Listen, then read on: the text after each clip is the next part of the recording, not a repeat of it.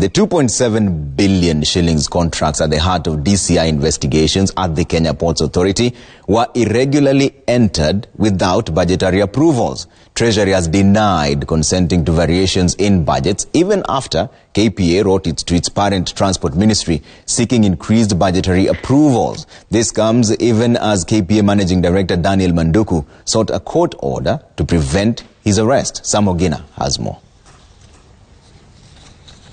It is now emerging that KPA did not wait for budgetary approvals for the three contracts, namely the Makongeni Goodshed Yard, the construction of concrete barriers, and the Kisumu Port Revitalization Program.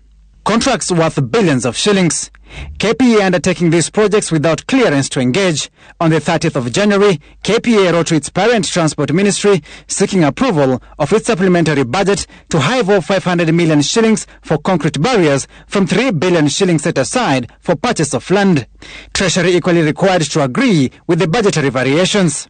Despite KPA going ahead with the project, Treasury has denied granting the supplementary budget a green light for KPA to proceed, indicating that the project's budget was never approved. Treasury Principal Secretary Julius Muria states there was no prior approval for the procurement of the concrete works even before the supplementary budget was requested. Equally, KPA irregularly varied its budget in the Kisumu Port Revitalization Program, according to the Treasury records.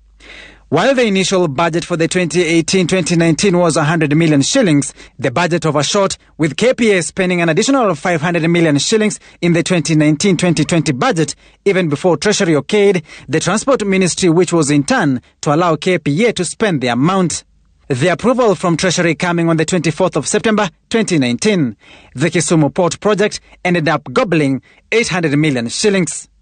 Treasury indicting KPA for bypassing procurement laws, stating no procurement should take place before budgetary approval and KPA should comply with such legal requirements.